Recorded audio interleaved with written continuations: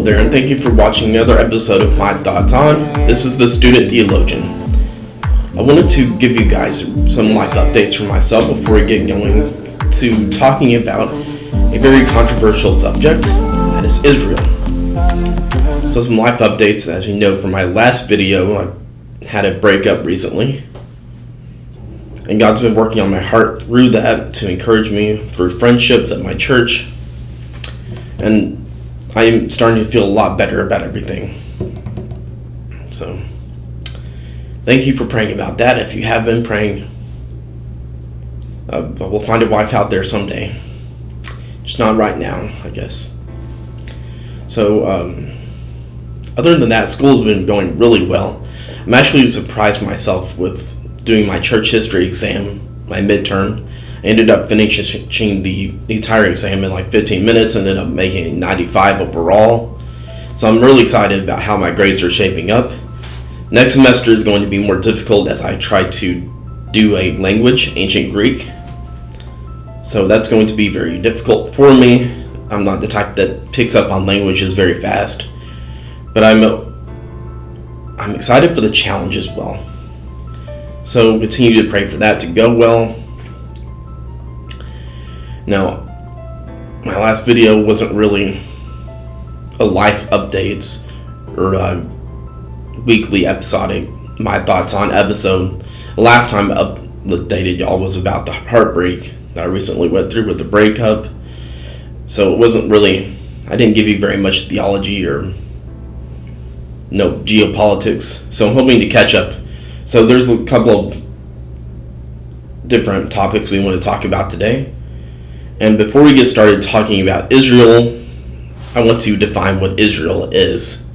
And if you haven't seen my video on me owning Zionism, please watch that. It's titled The Student Theologian Exposes Zionism. And in that video, I explained why I am not a Zionist and why I don't think it's biblical for us to support Zionism or this modern day Jewish state of Israel. Now, I pulled up a Bible verse. In Romans, Paul is addressing the Roman church.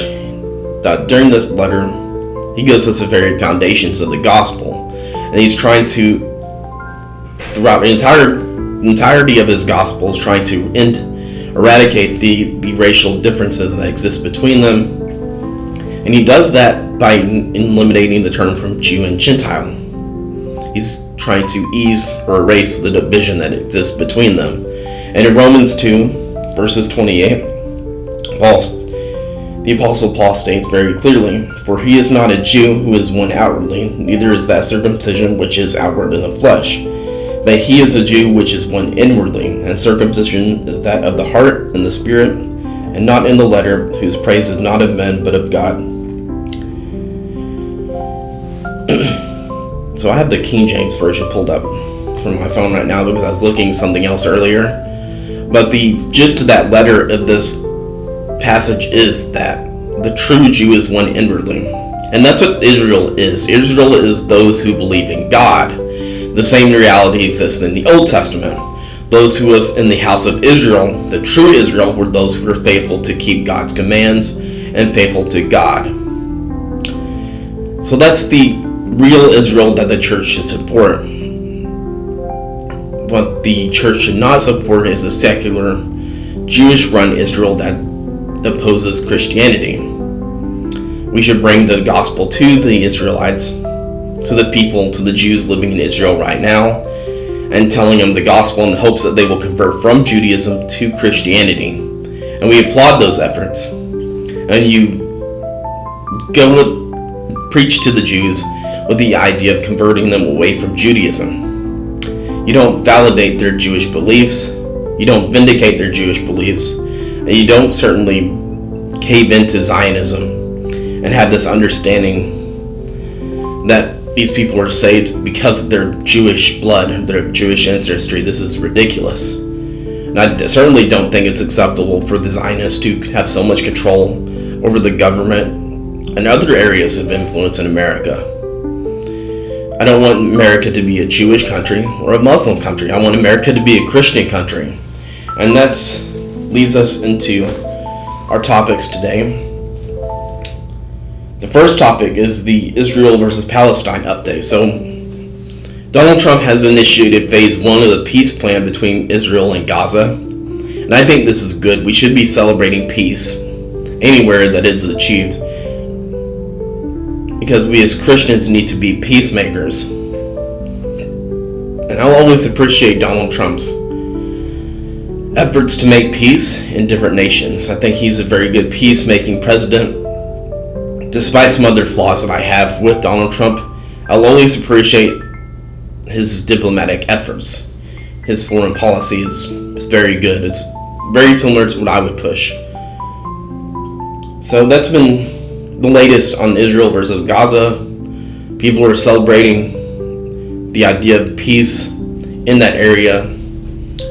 So the updates that we've gotten is that Hamas is going to release Israel hostages.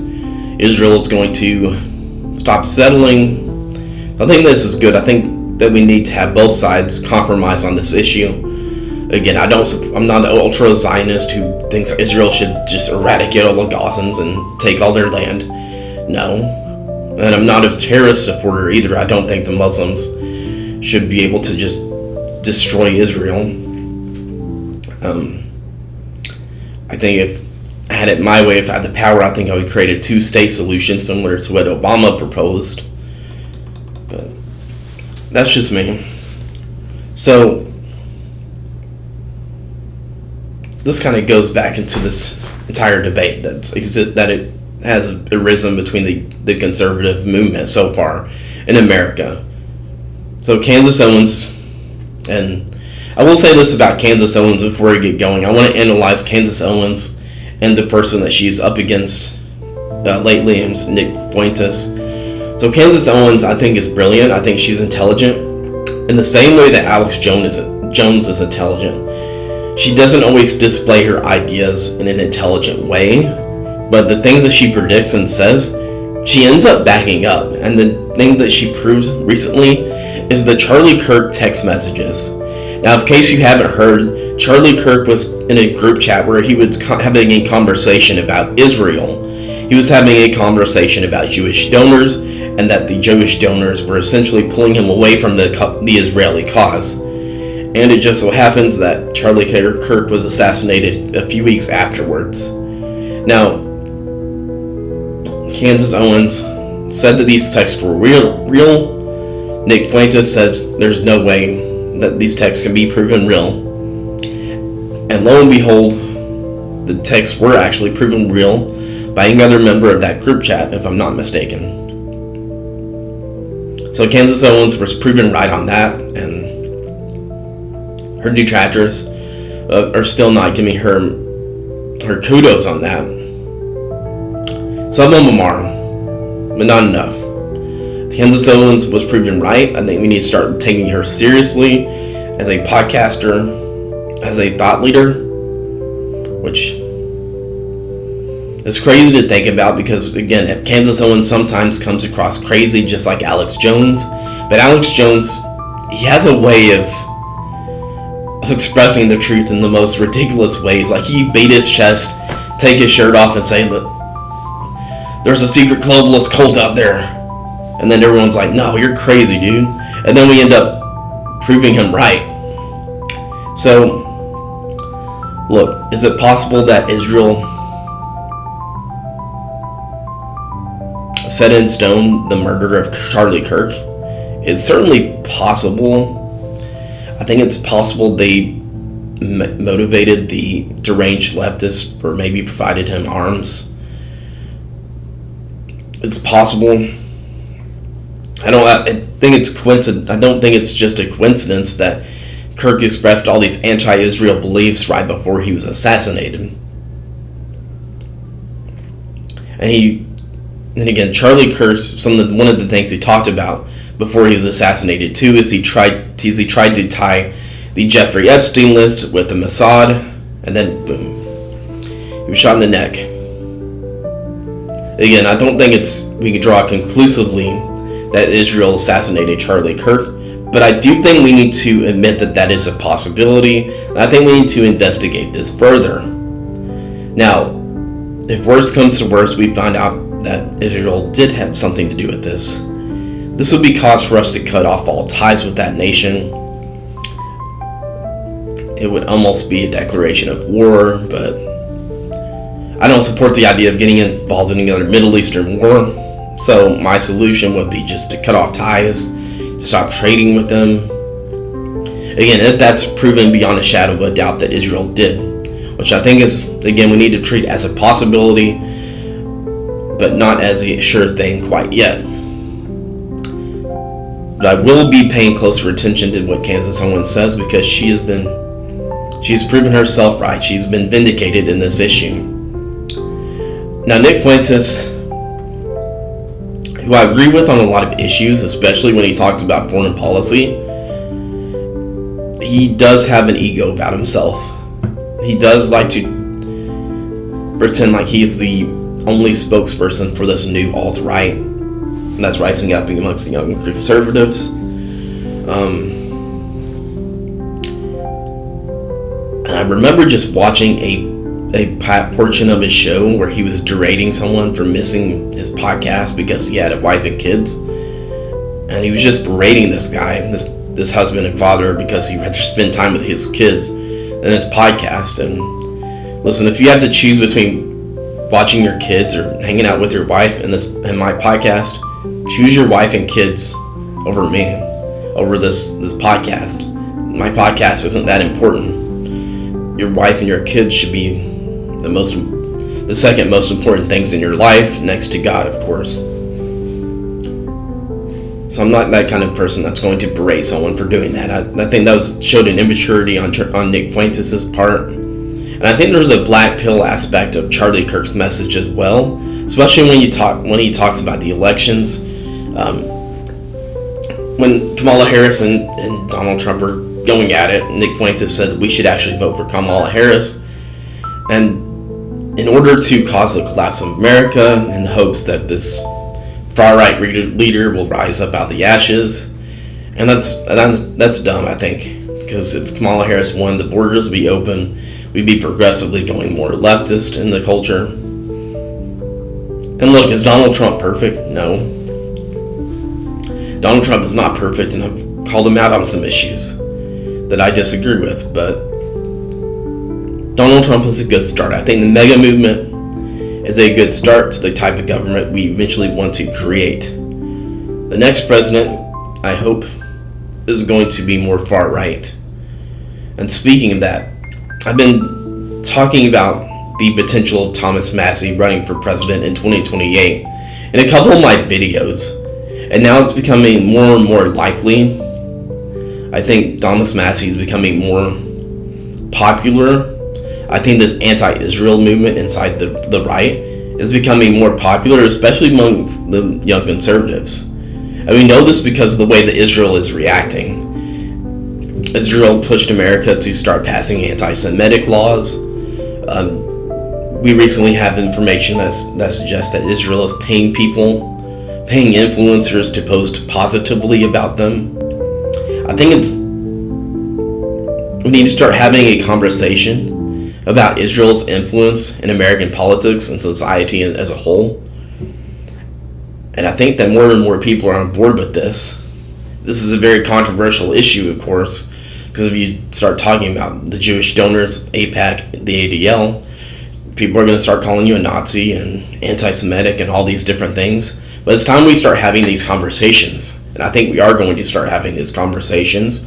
And I think that people like Thomas Massie are going to be on the right side of this issue in 2028. J.D. Vance will be propped up as someone who's Donald Trump Jr., basically, who's going to continue on all the policies that Donald Trump has started. But I think that we can do better if we elect Thomas Massie. So Thomas Massie is one of the 4 most real senators that I actually believe in anymore. All the other ones are globalist or sold out to Israel. So Thomas Massie would be one, Marjorie Greene Taylor would be second, Matt Gaetz would be third, and then Rand Paul would be 4. I think those are the 4, and I don't know if I'm missing anyone. But these four would be the four that I trust the most out of the entire Congress. Because I think that none of them have taken AIPAC money. And now you see with the way that Israel is acting, why the deep state did not allow Matt Gaetz to win, to become the Attorney General. And it's sad. But I think that this showdown that's going to exist in 2028 in the Republican primaries, if Thomas Massie runs, it's going to be between him and J.D. Vance. Massie will actually be promising the better and more complete version of America First, while J.D. Vance kind of continues on and promises the same old that we've been having. Maybe I'll be wrong though. Maybe J.D. Vance will be more of America First, more far right than Donald Trump is. I doubt it.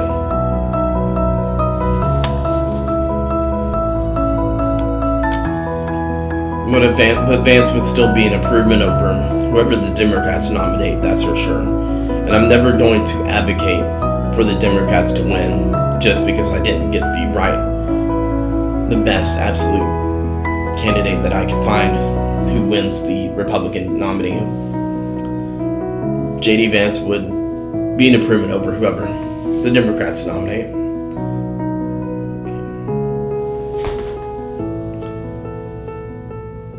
I can't remember. I don't think that I'm missing anything.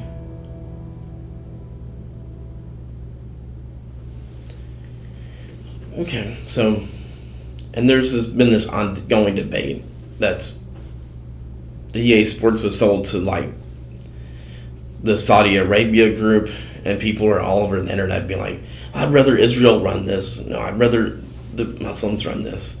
And I think that we as Christians should want Christians to run things. We want Christians to run EA Sports, this video game markets. We want Christians to start winning elections. We want Christians who are not going to be influenced by people of different faith who are dumping money into their bank accounts. Matt Gaetz was talking about this on X today. He was talking about how AIPAC donors would scam, if they liked your vibe, if they felt like you were going to support their cause, they would scan your barcodes on your QR codes on your phone, and then they would start pumping money into your bank account.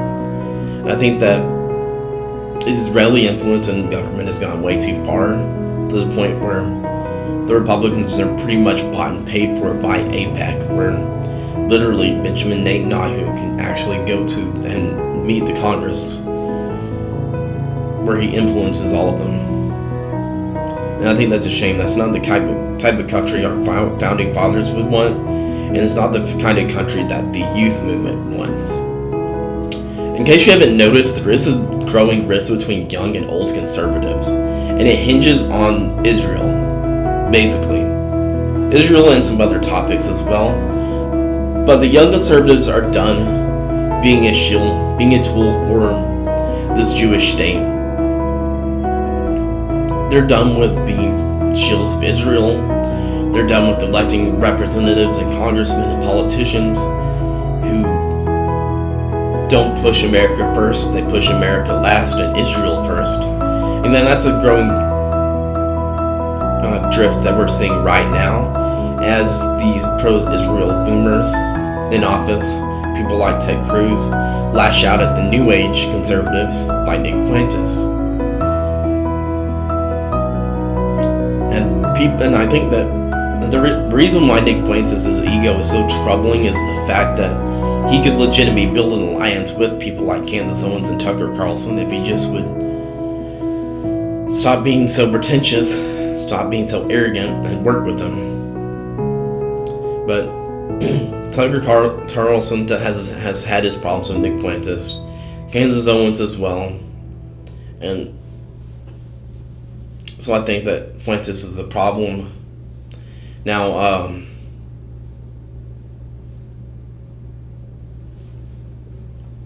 so I think that Christians we need to work with an alliance with people who want the similar thing with us. We should work for and install Christian leaders.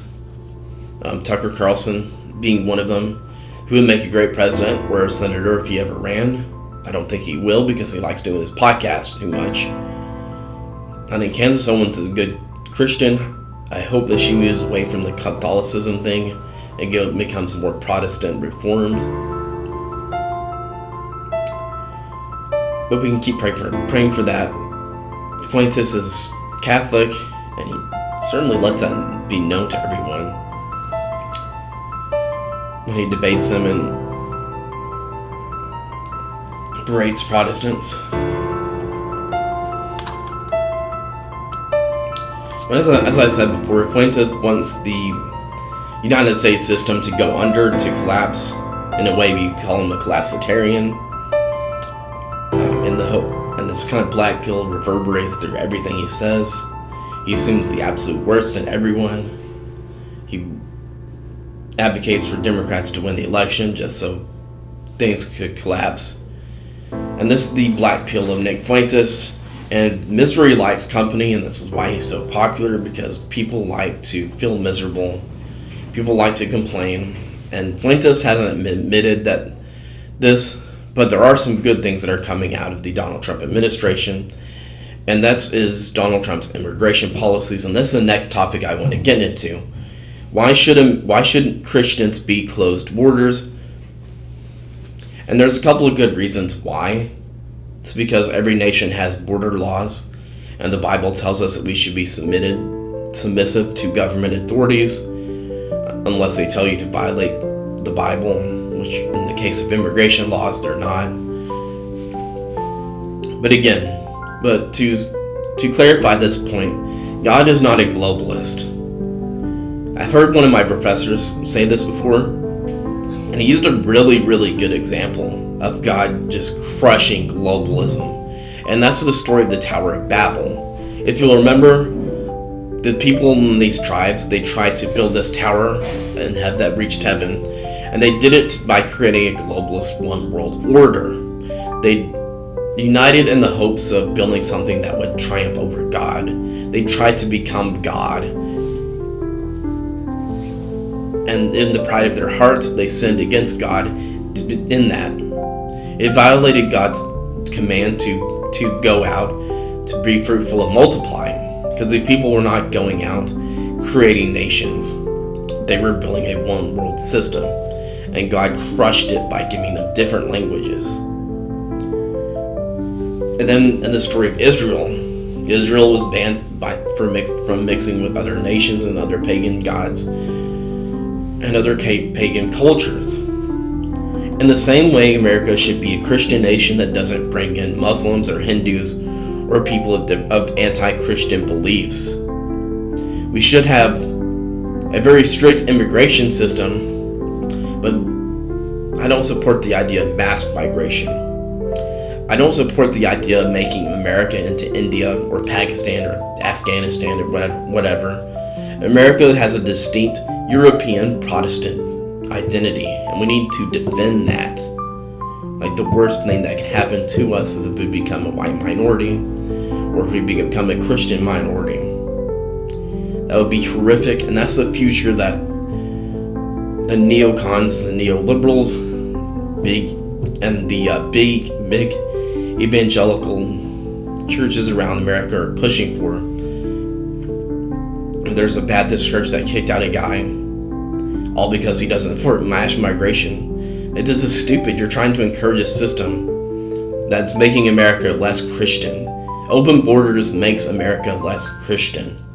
And we need to fight against that. We need to protect our borders. We need to support ICE.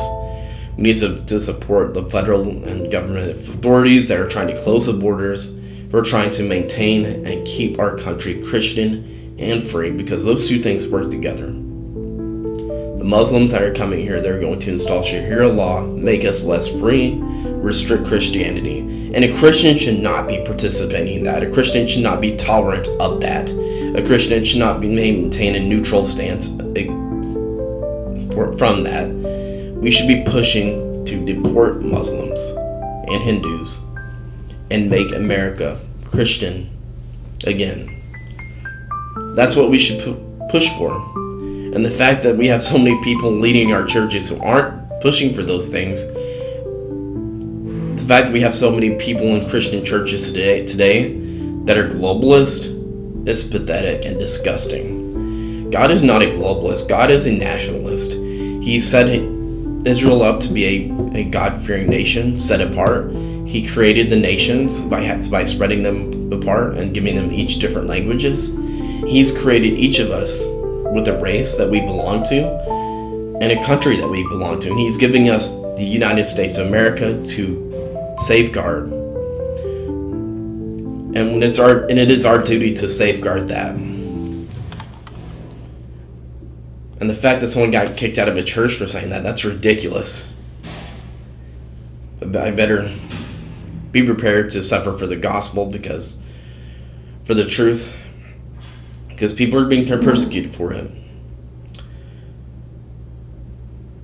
But it is our responsibility to keep America Christian.